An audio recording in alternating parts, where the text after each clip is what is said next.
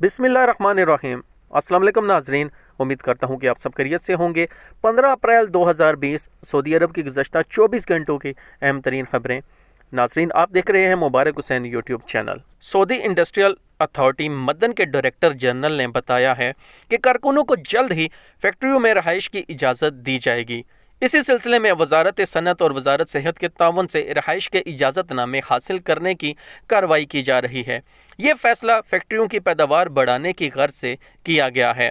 عکاظ اخبار کے مطابق وزارت صنعت اور وزارت صحت فیکٹریوں میں کارکنوں کو ٹھہرانے کے اجازت نامے اسی وقت جاری کرے گی جب یہ اطمینان کر لیا جائے گا کہ فیکٹریوں کے مالکان کارکنوں کی رہائش کے سلسلے میں معیاری ضوابط کی کارروائی کر رہے ہیں یا نہیں۔ سعودی حکومت کارکنان کی رہائش کے لیے کمروں کا حجم مقرر کیے ہوئے ہیں۔ علاوہ ازیں وبا بحران کے زمانے میں رہائش کو سینیٹائزر کرنے کی پابندی بھی لگائے ہوئے ہیں۔ انہوں نے توقع ظاہر کی ہے کہ اسی ہفتے کے دوران متعلقہ اداروں سے فیکٹریوں میں کارکنان کو ٹھہرانے کی منظوری مل جائے گی۔ السالم نے جدہ ایوان صنعت و تجارت میں سرمایہ کاروں کے ساتھ ویڈیو میٹنگ میں بتایا کہ فیکٹریوں میں کارکنان کو ٹھہرانے کا پروگرام کثیر المقاصد ہے۔ ایسا کرنے پر کارکنان کو آنے جانے کی مشقت نہیں ہوگی۔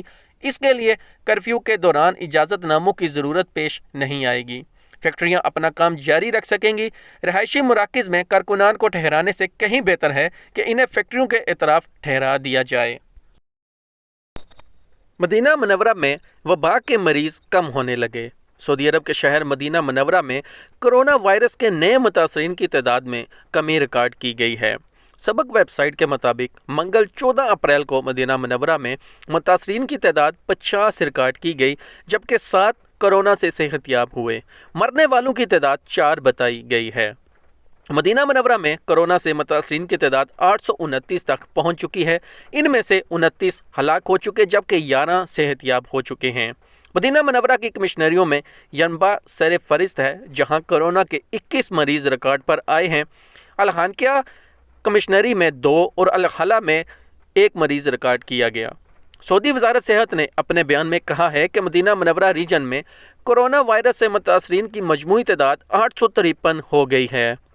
ان میں سے 813 ایکٹیو کیس ہیں، 29 کی اموات ہو چکی ہیں اور 11 صحت یاب ہو چکے ہیں۔ سعودی عرب کے مشرقی ریجن کا دارالحکومت دمام کرونا وائرس کی تعداد کے لحاظ سے مملکت کے شہروں میں اوپر آ گیا ہے۔ دمام میں منگل کو 69 نئے مریض ریکارڈ پر آئے۔ دمام میں منگل کو 69 نئے مریض ریکارڈ آنے کے بعد دمام میں متاثرین کی تعداد 259 ہو گئی ہے۔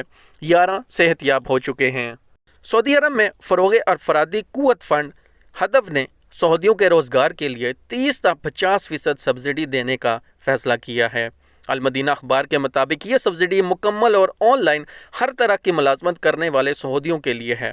یہ سبسڈی تمام نجی اداروں کے مقامی کارکنان کے لیے مقرر کی گئی ہے۔ افرادی قوت فنڈ کے مطابق وہ سعودی شہری جنہیں 1 جولائی 2019 کو ملازم تعینات کیا گیا ہے، یہ سبسڈی مؤثر با ماضی ملے گی۔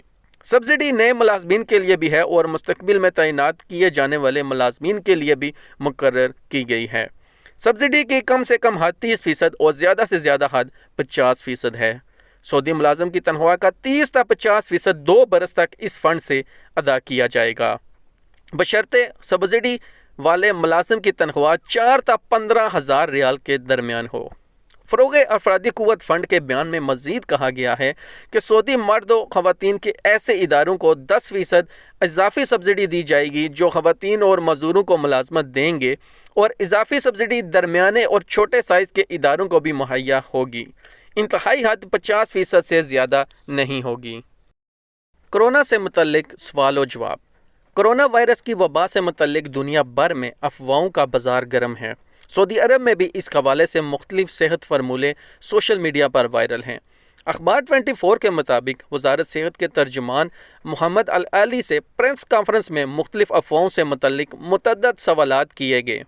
اس سوال پر کہ کیا درجہ حرارت بڑھنے پر کرونا وائرس کا پھیلاؤ رک جائے گا، وزارت صحت کے ترجمان کا کہنا تھا کہ کوئی قیاس آرائی نہیں کی جا سکتی، یہ اپنی نوعیت کا نیا وائرس ہے، دنیا بھر کے صحت ادارے اس سے نمٹنے کی کوشش کر رہے ہیں۔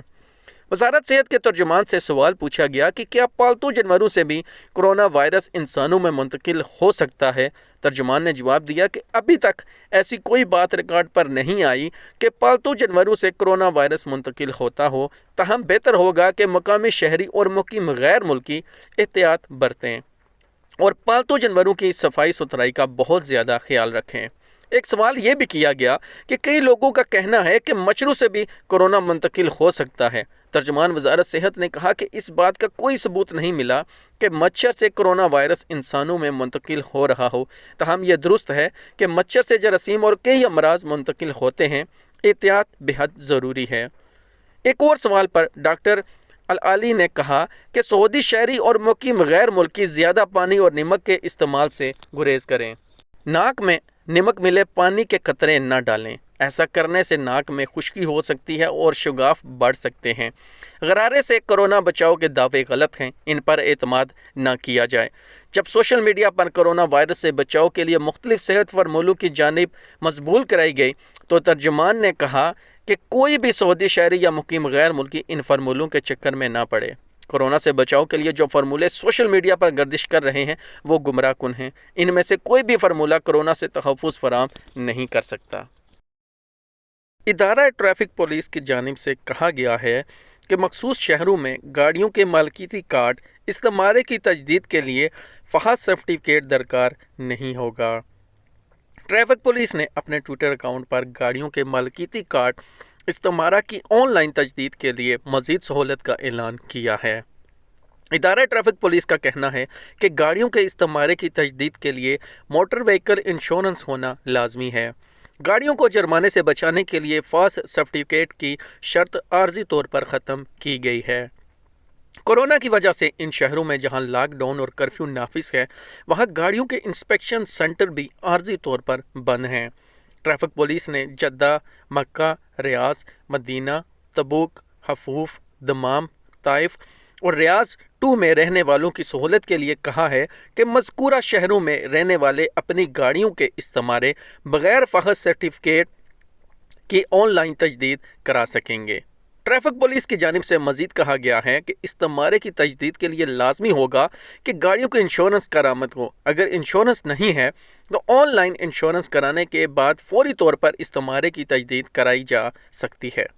واضح رہے، کورونا کی وجہ سے جدہ سمیت 9 شہروں میں 24 گھنٹے کا کرفیو اور لاک ڈاؤن ہے، جس کی سبب مذکورہ شہروں میں رہنے والوں کے لیے آمد و رفت کی مکمل پابندی ہے۔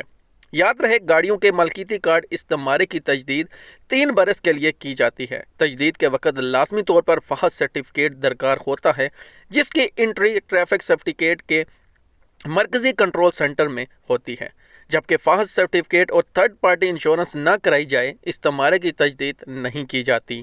فحص سرٹیفکیٹ حاصل کرنے کے لیے گاڑیوں کا تفصیلی معائنہ کرایا جاتا ہے، جس میں معمولی سی بھی خرابی ہونے پر سرٹیفکیٹ جاری نہیں ہوتا۔ دنیا اسنا مقامی ویب نیوز سبق نے ٹریفک پولیس کے حوالے سے لکھا ہے کہ موجودہ صورتحال میں اگر کسی کا فحص ایکسپائر ہونے سے 3 برس ہو چکے ہوں تو وہ بھی موجودہ صورتحال کے تحت بغیر کسی جرمانے کی اپنی گاڑی کا استعمال تجدید کروا سکتا ہے۔ سعودی ٹیلی کام کمپنی STC ضروری بین الاقوامی ضابطۂ کار اور شرائط پوری کرنے کے بعد سعودی عرب میں ای سم سروسز کی فراہمی کے لیے جلد ہی ایک مقامی پلیٹ فارم قائم کرے گی۔ کمپنی کے اس اقدام سے ملک بھر میں سمارٹ فونز اور دیگر مواصلاتی آلات استعمال کرنے والے صارفین کو ایک انقلابی تبدیلی دیکھنے کو ملے گی۔ ادھر اتحاد کمپنی موبائلی نے بھی مملکت میں ای سم کو فعال بنانے اور اس کی سروسز کو شروع کرنے کا اعلان کیا ہے۔ موبائلی ای سم پوسٹ پیڈ یا پری پیڈ پیکج سبسکرائب کرنے والے تمام صارفین اور ای سم آپشن کو سپورٹ کرنے والی تمام ڈیوائسز کے لیے دستیاب ہے۔ یہ سروس موبائلی کی on line shop per 13 April سے فراہم کی جا رہی ہے۔ موبائلی نے ایک بیان میں کہا ہے کہ ان کی تمام سروسز بشمول رومنگ ای سم کے ساتھ مکمل طور پر ہم آہنگ ہیں۔